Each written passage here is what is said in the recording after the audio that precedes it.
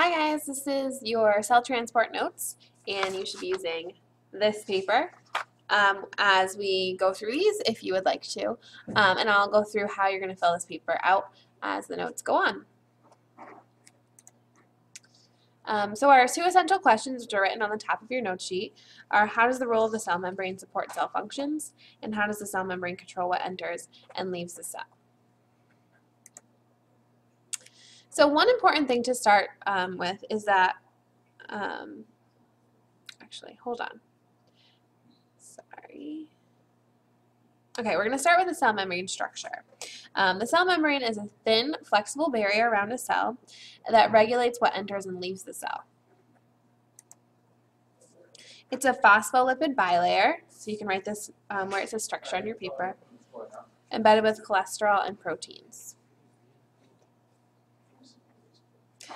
This is what a phospholipid looks like, and so you can see there's two layers, and that's where we get the word bilayer. So this would be a good picture to draw in your diagram section. So pause and do that, please. Here's another more complete picture of what the cell membrane looks like. So we were just looking at a little area of it before, but you can see that there's lots of proteins embedded throughout the cell membrane, as well as many things on the outsides of the cell membrane.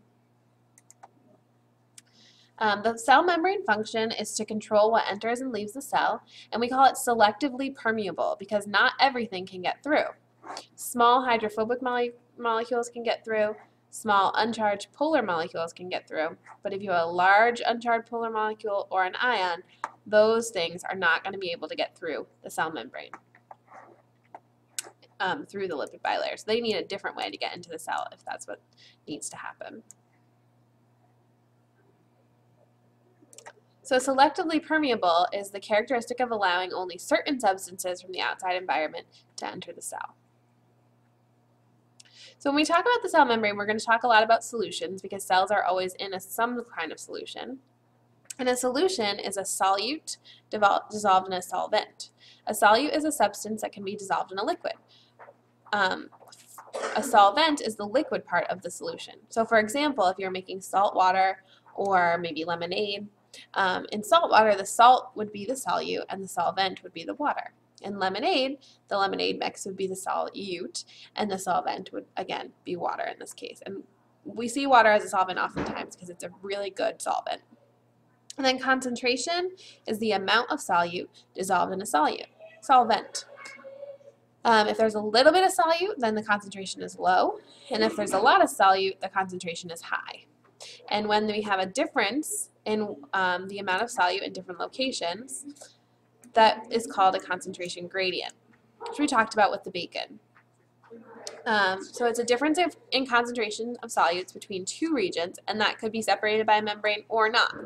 And with the cell, it will be because the cell is surrounded by a membrane. And so here we have a concentration gradient from high concentration to low concentration. What the cell wants to do is be in a state of equilibrium, where there's no difference in concentration between the two regions. The two regions are then equal in concentration. So if you see equilibrium, you're going to think equal. And this would be a good picture in your diagram to draw. You have equal amount of solutes on either side. So there's different ways that materials can move across the cell membrane. The first way is passive transport. It does not require the input of energy. It's very passive. If you're passive, you're not using much energy, and so that's what passive transport is. And this is when it goes with the concentration gradient, from high concentration to low concentration. And then there's active transport, which requires the input of energy, or ATP, and it goes against the concentration gradient. So in that case, you're going to be going from low concentration and moving into high concentration. So you're going to go from a place where there's not a lot of molecules to a place where there is a lot of molecules. Think of trying to fit in a phone booth and there's already 4 people in there. It's going to be difficult to do, so you need to use energy to do that. So if you flip your notes guide, we have types of passive transport. One type is diffusion, which is the movement of molecules from a region of high concentration to low. It can be any molecule. Simple diffusion means that there's no transport protein, so it can go right through the membrane. It doesn't have to go through another molecule. But facilitated diffusion requires a transport protein. It's important to know that it still does not require any energy. And then osmosis is a type of diffusion, but it's only talking about the diffusion of water across the membrane. And so you should draw these three pictures under diffusion. You can see we have molecules of dye in a very strong concentration gradient. They slowly move across the membrane until they reach a state of equilibrium. And then here's an example without a membrane. We use some food coloring. It's going to start off very concentrated in one area of the beaker, and then eventually it's going to be in a state of equilibrium where all the molecules are equally spread out. Now, if we have a membrane that will not allow glucose molecules to go through, we have some sugar water here, and the glucose molecules are too big to go through the membrane, so only the water can go through the membrane. And so what's going to happen, and this is the picture you should draw, is the water is going to move through until there's an equal concentration of glucose on either side. And so you can see that this concentration is equal even though there's a lower volume on this side and there's a higher volume on this side. So it's equalizing the concentration of glucose, and the water is moving through.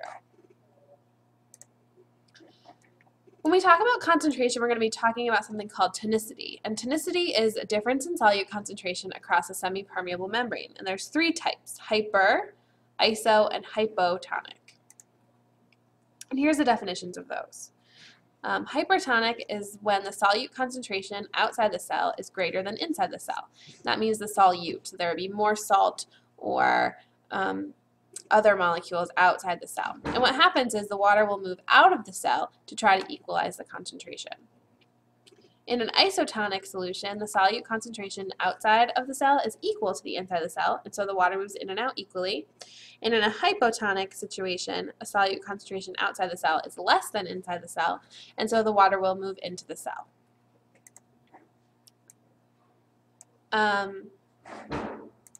So here we have an animal cell in the three different tonicities. In a hypertonic solution, the animal cell is going to be shriveled, and so that's not good. In a hypotonic solution, the animal cell is going to be lysed, meaning it's burst, and also that's not good because the water's coming in. However, an isotonic solution is perfect for the animal cell. You have equal amounts of water going in and out, and so the cell stays the normal size. In a plant cell, it's a little bit different. So flip your page so you can draw these pictures. In a hypertonic solution, the cell is not so good. It's plasmolized and the cell membrane has gone down, shrunk away from the cell wall. Again, we call that plasmolized. An isotonic solution, the plant cell is going to be flaccid, where there's equal amounts of water coming in and out. So you really want a plant cell to be in a hypotonic solution so that it's turgid and the water is pressing against the cell wall. So it's really the cell wall that makes the difference here. So those are the different tonicities. So we talked about passive transport. Now we're going to talk about active transport. Active transport requires energy. That's the main difference. And energy is in the form of ATP here. And that's the reason it requires energy is because it goes against the concentration gradient. And there's a picture of that here. So there's a lot of the green molecule in the cell, not so many outside the cell. And these molecules need to come in, so it's going to require energy to bring them against the concentration gradient. This requires a transport protein, which is this purple shape here. And this is for small molecules. So if a small molecule needs to go through active transport, it will go through a protein. So here is a good picture to draw in the passive versus active transport box. And so on this side, we have passive transport. And you can see in both cases, the molecules are moving with the concentration gradient, either through the lipid bilayer, which we call simple diffusion, or through the protein, which is facilitated diffusion. Neither of these require any energy input from the cell. That's very important to remember. However, an active transport is when the molecules are moving against the concentration gradient, going from low to high concentration, and it does require input of energy from the cell. So make sure you draw that picture and label it. And then finally, we have bulk transport. Bulk transport is when vesicles, or small membrane-bound sacs, are used to move large molecules across the cell membrane. There are two types: exocytosis, think exit, materials are moving out of the cell, and endocytosis, think enter, materials are moving into the cell. And so here's a picture of exocytosis. You can see that the Golgi has sent a vesicle, and it's going to combine with the outside of the cell membrane and release whatever molecule it was carrying. And then endocytosis is a little different. The food is going to come in through phagocytosis, become a vacuole, and then go to wherever it's needed in the cell, which could be used for digestion or something like that, where it joins up with a lysosome. Sorry, I was thinking they've been talking to you. And so you can draw a picture of both of those things on the bulk transport section of your notes and come in with any questions you have for next class.